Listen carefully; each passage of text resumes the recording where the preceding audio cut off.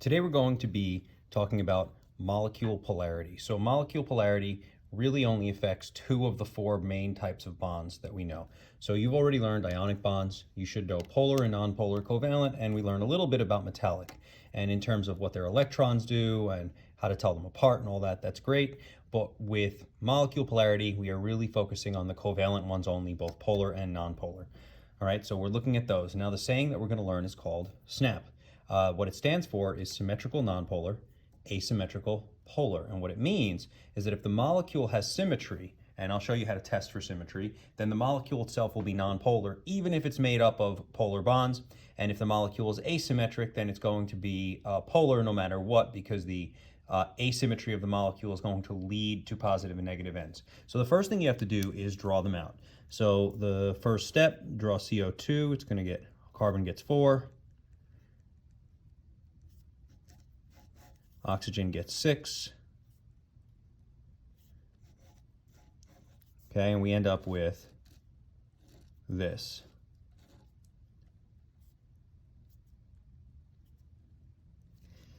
Now, in terms of polarity arrows, they're going to point towards the oxygen because it has higher electronegativity. You should know that.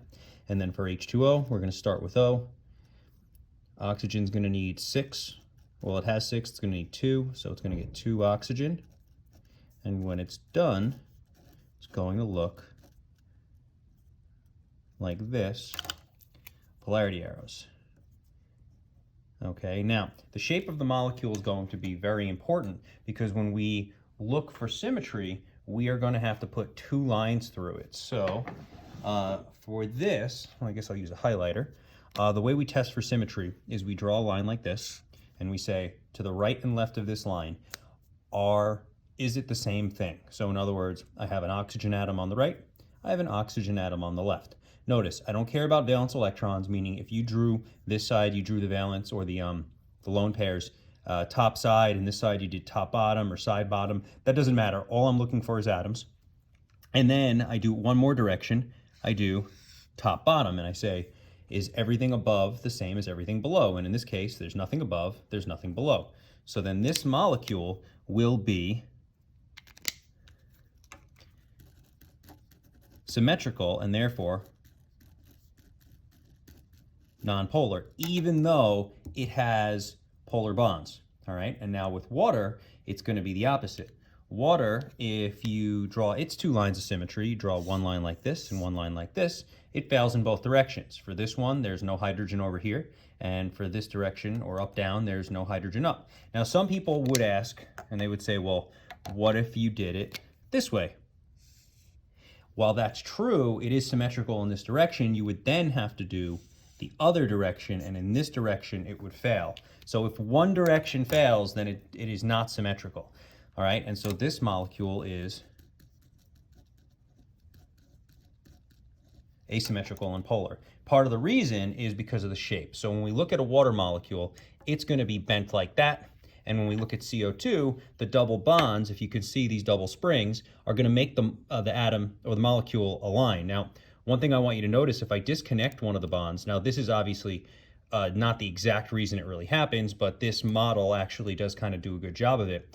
If I disconnected one of the bonds, you can see the molecule's bent when it doesn't have 2 sets of double bonds. But by connecting the extra double bond, you're now going to pull that molecule into a line, and it is going to end up being symmetrical no matter how we do it. Again, I don't care about the bonds. I don't care that the bonds are this way and this way. All I'm looking at for symmetry is atoms.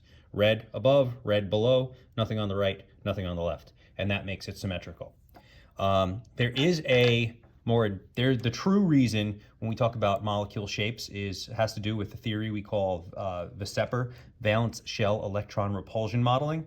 I do have a video or I have an extra bonus video in one of my notebook pages where it explains it if you really want to learn. But basically what you really need to know at this level is if you have 3 atoms with single bonds, it's going to be bent. 3 atoms with double bonds, it's going to be linear. And that is it for this video. I'm going to do the back of this page on a separate video just because the orientation is different. In this video, we are going to be finishing up the notes for drawing molecule polarity. So I'm going to save time, I'm going to skip the bonding, showing the bonding, You don't get to do that, so I want you to write out the bonding, and then I'm going to go straight to the Lewis dot diagrams. So for the Lewis dot diagrams, the first one, CH4, it's pretty common. We've done it a bunch. It's going to look like this. For the next one, you lose an H, but you gain an F. And since the F has 7 valence, it only needs to make one bond, similar to an H, so it can be subbed in. It doesn't matter where I put it on this one. For the next one,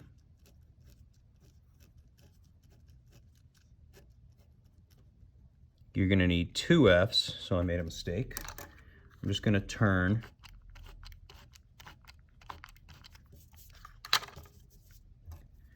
for this one, I'm going to put them opposing each other. That's a good habit to get into, mainly because when we look at the model in 3 dimensions, it doesn't really matter where you put the F, but in 3D, it will always be symmetrical. But if you were to draw it asymmetrical on this one, it would be harder to see the symmetry in 2 dimensions. So when you see the model, it'll make sense.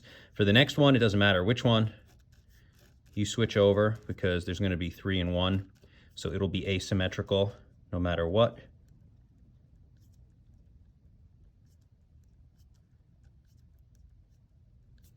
And for the last one, it's just like CH4, but it's got 4 Fs instead. So let's do the 2 easy ones. When we draw our symmetry lines, the 2 easiest are going to be the first and the last. Symmetry in both directions, F and F on either side, H and H on either side, symmetry above and below, and same thing. So these 2 are going to be symmetrical, therefore nonpolar, and this one will be the same.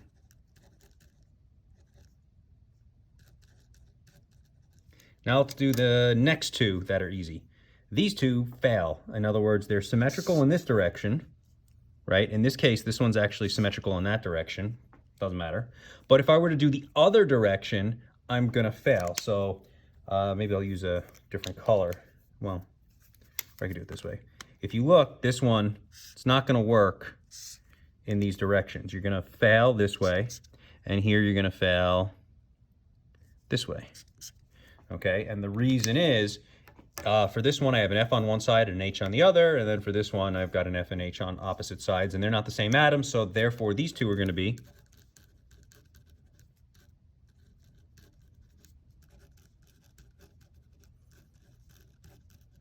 asymmetrical and polar.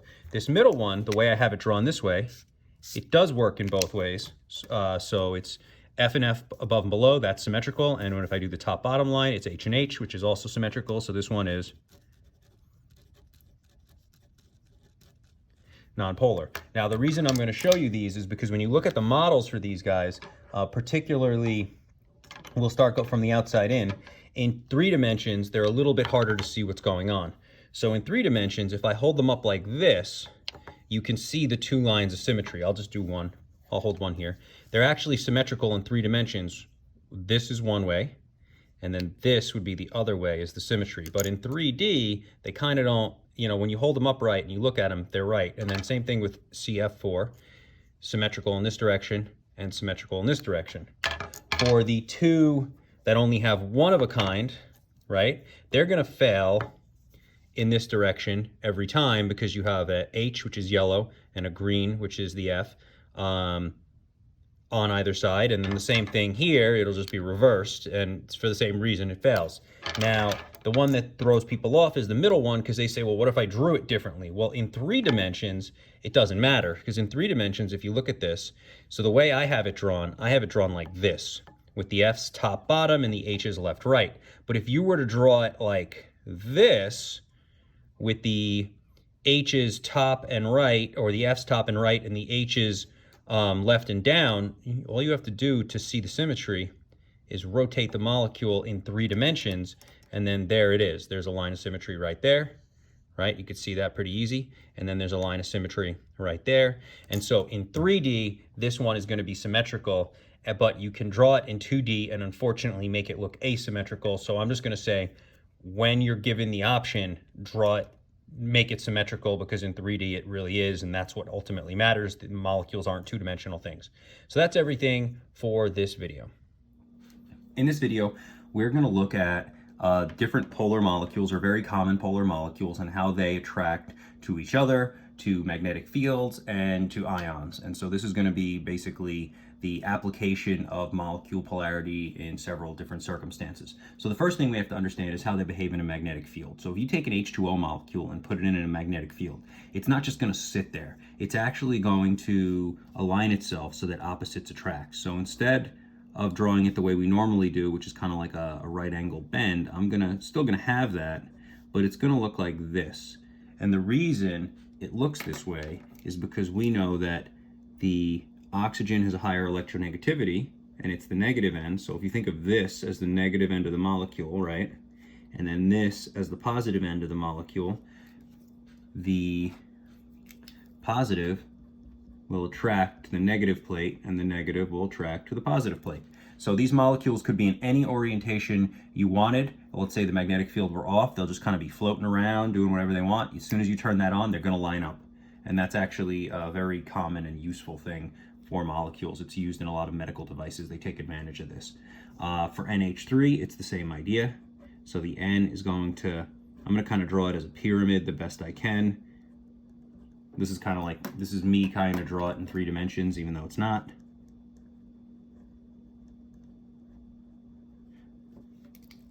Now, same idea.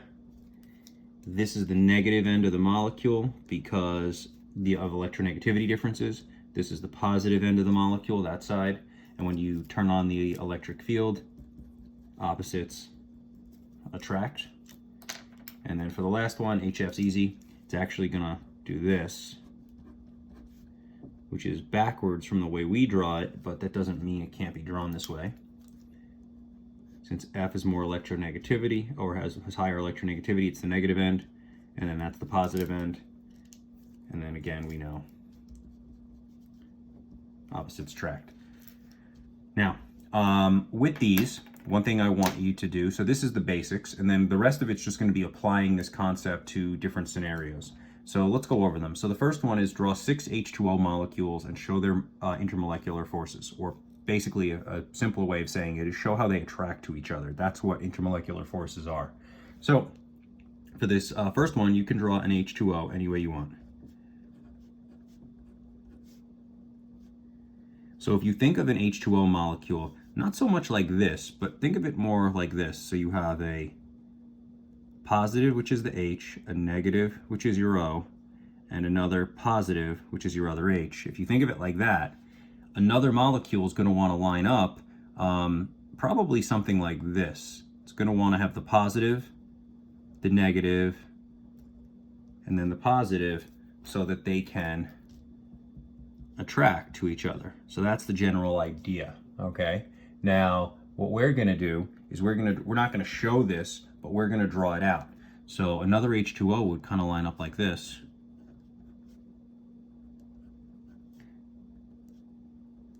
And the reason is because opposites attract on this guy.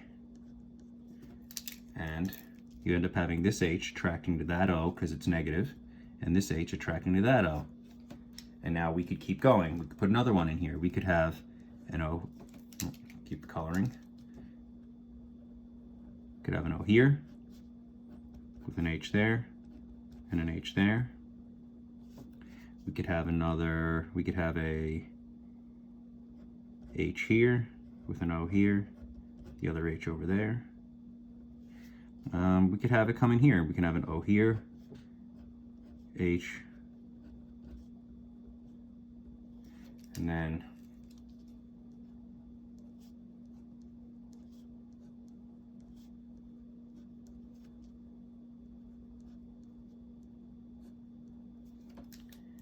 the polarities would just attract here. Basically, as long as H's attract to O's of different molecules and O's attract to H's of different molecules, it doesn't matter. Now, the thing to be careful of when you get a question like this, I've actually seen this on a Regents where they said draw 6, and if you notice, I drew 1, 2, 3, 4, 5. then this would be marked wrong, because you'd have to, and this has happened to students. If they said draw 6 and you drew 5, well, you drew 5 and they wanted 6. So be aware of that. If they say draw at least 6 and you draw 500, nobody cares. But if they say draw at least 6 and you draw 5, then you didn't draw at least 6. So be aware of that. I'm not going to draw anymore, even though it says 6. I'm going to ignore my own rules. So for HBr, same idea. We've got an HBr. This is basically the good thing about knowing the periodic table. HF, HBr, same thing. The Br has the higher electronegativity because, well, one, it's a halogen and they tend to all have very high electronegativities, but it's definitely, if you look them up, it's higher than H, so that makes it the negative end. So if you had another HBr, it would just do this.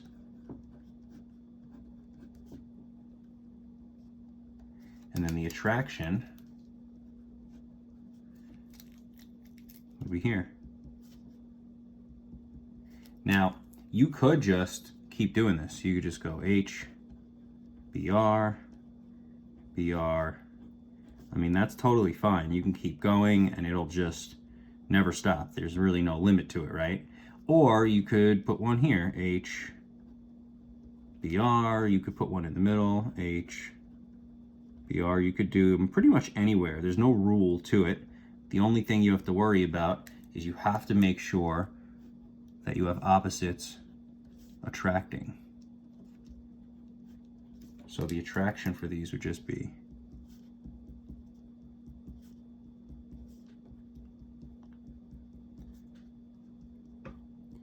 the only thing you can't do is you can't put two BRs next to each other and you can't put two H's next to each other.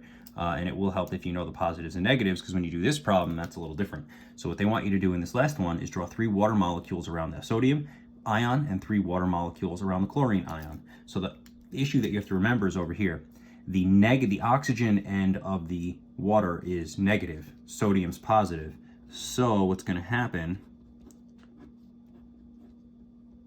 is the oxygens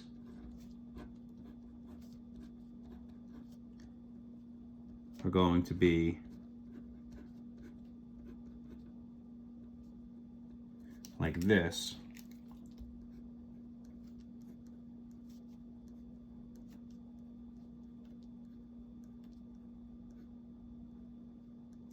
And then the attraction will be like that. Okay, whereas when you're with chlorine,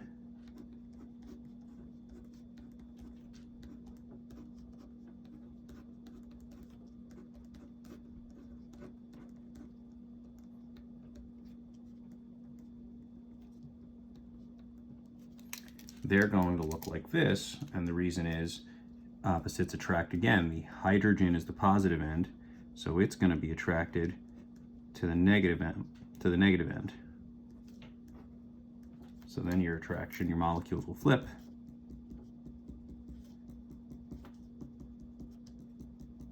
And it'll be like that.